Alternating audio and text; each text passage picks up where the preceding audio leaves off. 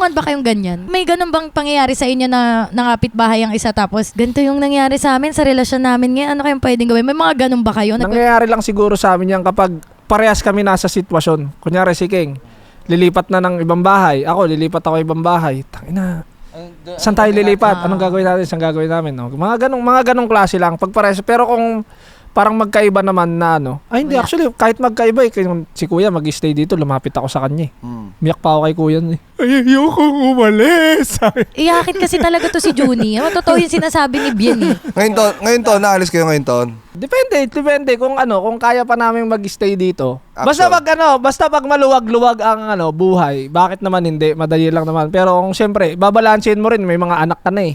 'Di ba? Alam ka namang pilitin natin diyan tapos bahala na lang tayo sa kung anong natin. Ganun lang. Basta pag maluwag, mag-i-stay. Pag alanganin, hanap tayo ng mura-mura na malapit lang dito. Ganun siguro. Kung aalis kami dito, yung malapit lang dito. Ako kasi dito na ako nakatira eh. Wala na akong choice. Desisyon na nila yan. Kung pag umalis sila, di watak-watak. Pag nag-stay sila, edi hindi. Ganun lang naman yun eh. Ito, sagot ko naman. Gagawin ang lahat para makapagsama-sama. Pero kung wala ng choice, wala ng choice. Ganun talaga. Minsan, ang mga padre di pamilya kailangan pumili niya sa mga tough choices. Yes. Kahit masakit sa puso, kahit umiiyak kami gabi-gabi. Wala choice. Pero syempre, gagawin namin ang lahat para hindi tayo mag-iwalay. Kasi iba si Kong kasi, di ba? Hindi pa tayo naalis na nakaraan. Umiiyak na eh. Umiiyak na. Tapos, lumalakad na mag-isa, no? Alam nyo kasi yan, alam mo si Kong, ganyan yan. Hindi yan magpapakita sa inyo ng kahinaan niya na parang wala akong paki sa inyo. Pero deep inside, yan ang kinakastress niya. Tapos naramdam mo siya, paano?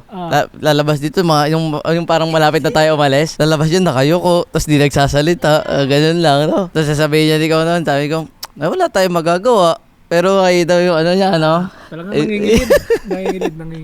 Umalis nga lang daw tayo isang linggo yata. Boracay lang tayo. Wala siyang kasama umiiyak. Hindi, kagandaan sa kanya. Tamo, na-build up niya lahat ng tao dyan. Nagagamit niya sa video. Kasi parang nung parang medyo natatanggap niya na napaalis kami. Kailangan ko nang gamitin yung mga tao ditong iba pa.